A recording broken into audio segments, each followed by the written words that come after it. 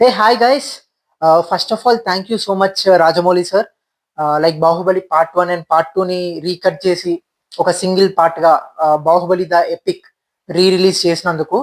So నేను ఈ movie చూశాను అండ్ దీని గురించి రివ్యూ రేటింగ్ చెప్పడానికి రాలేదు. బికాస్ కొన్ని మూవీస్కి మనం రివ్యూ రేటింగ్ ఇవ్వలేము.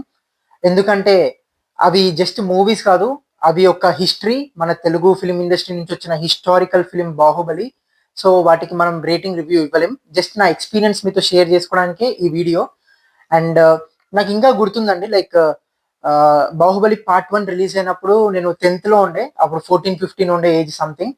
సో ఆ టైంలో ఆ మూవీ క్రియేట్ చేసిన యుఫోరియా కానీ, ఆ వైబ్ కానీ, అసలు అదంతా నెక్స్ట్ లెవెల్ ఉండే అనమాట. సో ఇంకా నేను మర్చిపోలేదు. లైక్ మా ప్రిన్సిపల్ నుంచి టీచర్స్ వరకు, టీచర్స్ నుంచి స్టూడెంట్స్ వరకు, ఇంట్లో బయట ఎక్కడికి వెళ్ళినా ఒకటే ఒక topic, Baahubali Baahubali Baahubali.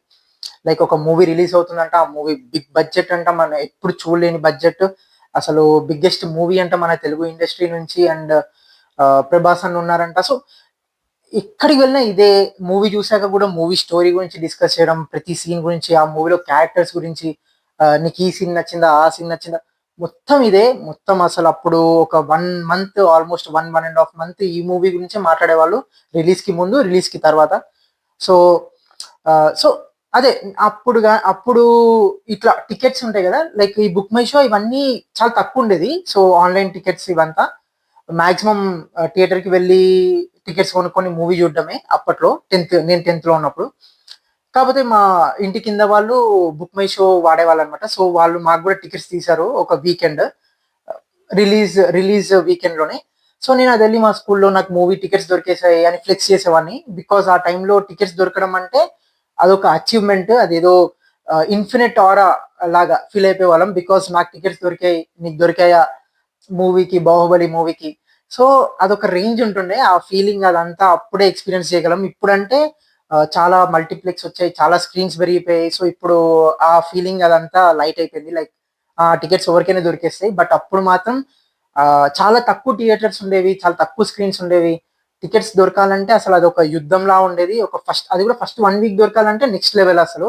First day అయితే ఇక అది ఇన్ఫినిట్ ఆరా, ఎక్కడో ఉంటాం మనం ఇక ఫస్ట్ డే దొరికితే ఆ ఫీలింగ్. సో సో అలా అలా ఉండే అనమాట ఎక్స్పీరియన్స్. ఆ తర్వాత మూవీ చూసిన వాళ్ళు ఫస్ట్ డే వచ్చి కొంతమంది లైక్ ఎలా అంటే ఆ, ఏ ఎక్స్పెక్టేషన్స్ లేకుండా చూసిన వాళ్ళు మూవీ బాగుందన్నారు.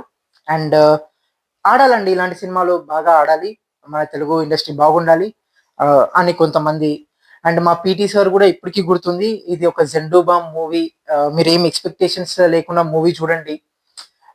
ప్రభాస్ కంటే రానానే ఇంకా బాగా యాక్ట్ చేశారంట, తన వల్లే మూవీ కూడా కొంచెం ఉన్న ఉన్న కొంచెం హైప్ కూడా తన వల్లే అంట. ఇలాంటి రివ్యూస్, ఇలాంటి నెగిటివ్ రివ్యూస్ నుంచి మన Indian film industry box office ని ఒక ఆట ఆడుకున్న రేంజ్ కి, అండ్ మన తెలుగు ఫిలిం ఇండస్ట్రీ నుంచి కూడా హిస్టరీ క్రియేట్ చేసే మూవీస్ వస్తాయి, మనం కూడా మంచి మూవీస్ తీయగలం అని నిరూపించిన స్టేజ్కి వెళ్ళిన బాహుబలి పార్ట్ 1 మూవీకి ఇప్పటికీ అది చెప్తున్నప్పుడు కూడా నాకు ఆ గూస్ బంప్స్ వస్తున్నాయి. అసలు నేను ఇప్పటికీ చాలా ప్రౌడ్ గా ఫీల్ అవుతాను, మన తెలుగు ఇండస్ట్రీ నుంచి ఇంత మంచి మూవీ వచ్చినందుకు. So thank you so much first of all Rajamouli సార్కి అండ్ ఎంటైర్ క్యాస్ట్ అండ్ క్రూకి. సో ఆ రివ్యూస్ నుంచి ప్రతి ఒక్కరు మూవీ చూసాక ఆ మూవీ, ఆ ఎలివేషన్ సీన్స్ కానీ, ఆ ఎమోషన్ సీన్స్ కానీ, లైక్ మూవీ చూసాక ఇంకా మొత్తం రివ్యూ మారిపోయింది, మొత్తం పాజిటివ్ అయిపోయింది. లైక్ చాలా సెన్సేషన్ అయిపోయింది మూవీ. అంటే అదే రాజమౌళి సార్ స్పెషాలిటీ. ఆయన మూవీస్ లో ఒక ఎమోషన్ ఉంటుంది అనమాట. ఆ ఎమోషన్ సీన్స్ ని చాలా క్రేజీగా తీస్తాడు. ఆ ఎమోషన్ ఫస్ట్ నుంచి లాస్ట్ వరకు ఉండేటట్టు తీస్తాడు. అండ్ ఆ ఎమోషన్ సీన్స్ బేస్ చేసుకొని ఎలివేషన్ సీన్స్ రాస్తాడు, వేరే ఏ సీన్స్ అయినా. సో అందుకే ఆయన ఏ మూవీ వచ్చినా పక్కా హిట్ అయిపోతుంది, బ్లాక్ బస్టర్ అయిపోతాయి. ఫ్యూచర్ లో వచ్చే మూవీస్ కూడా పక్కా హిట్ అయిపోతాయి. సో అదే ఆయన స్పెషాలిటీ. ఆ ఎక్స్పీరియన్స్ ఆ టైంలో ఎలా అయితే ఉండేనో, నేను ఇప్పుడు బాహుబలి ద ఎపిక్ చూసాక కూడా నేను సేమ్ అదే రిఫ్రెషింగ్ ఫీలింగ్, అదే గూస్ బంప్స్ ఫీలింగ్, లైక్ అదే సెలబ్రేషన్స్, అదే ఆర్వడం, మొత్తం నాకు కొత్తగా చూసినట్టే అనిపించింది. అండ్ నాకైతే అసలు మళ్ళీ ఆ ఒక్కొక్క సీన్, లైక్ శివలింగం ఎత్తే సీన్ కానీ, ఆ ఫస్ట్ పార్ట్ లో చాలా సీన్స్, అంటే ఒక ఎమోషనల్ సీన్, మళ్ళీ ఎలివేషన్ సీన్, అసలు అంటే అసలు నేను ఫస్ట్ అసలు మళ్ళీ అదే రేంజ్ లో ఎంజాయ్ చేశాను. అండ్ టు బి ఆనెస్ట్ ఇంకోటేంటంటే నాకు టికెట్స్ అప్పుడు దొరికాయి గానీ, ఇప్పుడు మళ్ళీ నాకు టికెట్స్ ఐమాక్స్ పీసీఎక్స్ స్క్రీన్‌లో చూద్దాం అనుకున్నా. ఆ టికెట్స్ నాకు దొరకలేదు. సేమ్ అదే యూఫోరియా నడుస్తుంది ఇప్పుడు గూడా. అదే వైబ్ నడుస్తుంది. ఏం మారలేదు. సో, నాకు అదే లైక్ ఈ ట్యూస్‌డేనో, వెడ్నెస్‌డే వరకు ఒక టికెట్ ముక్కలేదు పీసీఎక్స్ స్క్రీన్‌లో. సో, నేను చాలా ఫీల్ అయ్యాను. నేను ఐమాక్స్‌లో చూడలేకపోతున్నా మూవీ అని. సో, భ్రమరంబాలో చూసాను. అండ్ సేమ్ బట్ మూవీ చూసినప్పుడు అంతసేపు మొత్తం గూస్ బంప్స్ ఫీలింగే, మొత్తం ప్రౌడ్ ఫీలింగ్, అసలు ఒక సెలబ్రేషన్స్ ఫీలింగ్, లైక్ చాలా అంటే చాలా హ్యాపీగా ఫీల్ అయినా మూవీ చూసినప్పుడు, ఎక్స్పీరియన్స్ చేస్తున్నప్పుడు. నేను చాలా అంటే చాలా అరిచాను. నా గొంతు కూడా నిన్న ఆల్మోస్ట్ పోయింది. So I really enjoyed the movie. And 4 hours అసలు నాకు తెలియలేదు. నేను 9:30కి వెళ్ళాం మూవీ, 9:30 AM కి. మూవీ నుంచి బయటకు వస్తున్నప్పుడు 1:30 PM అయింది. చూసి షాక్ అయిపోయాం నేను నా ఫ్రెండ్. ఏందిరా అప్పుడే 1:30 అవుతుంది ఆ టైము అని షాక్ అయిపోయాం. So it was terrific experience అనమాట.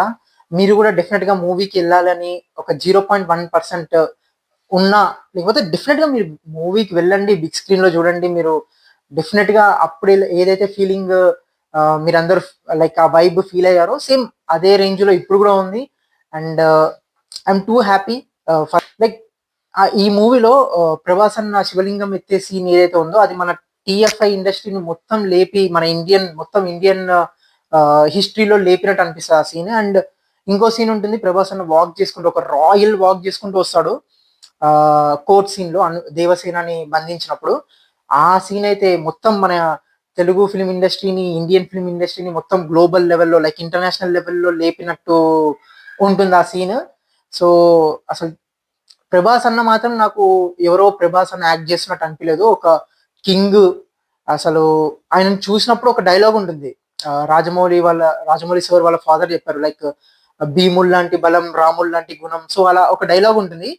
ఆ పిల్లోడికి ఒక పేరు పెట్టారు, ప్రభాస్. సో నాకు మొత్తం ఓవరాల్ మూవీ చూసినప్పుడు అంతసేపు గూస్ బంప్సే ప్రభాస్ అని చూసినప్పుడు. ఆయన యాక్టింగ్ కానీ, ఆయన స్క్రీన్ ప్రెసెన్స్ కానీ.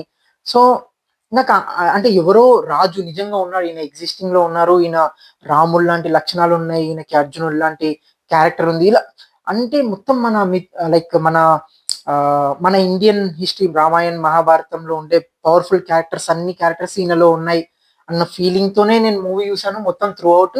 సో అలాంటి క్యారెక్టర్ రాసినందుకు కూడా రాజమౌళి సార్ కి వెరీ లైక్ చాలా థ్యాంక్స్ సార్. నేనైతే చాలా టెరిఫిక్ గా ఎంజాయ్ చేశాను. మీరు కూడా డెఫినెట్ గా వెళ్ళండి, ఎంజాయ్ చేయండి మూవీ చూసి. Because it's our pride. ఇది మన తెలుగు ఫిలిం ఇండస్ట్రీ నుంచి వచ్చిన హిస్టారికల్ మూవీ. మన ఇండియన్ ఫిలిం ఇండస్ట్రీ కూడా మంచి మంచి మూవీస్ తీయగలుగుతాని ఎంటైర్ వరల్డ్ కి ప్రూవ్ చేసిన movie. So yeah, thank you so much to every one, caste and crew of Baahubali.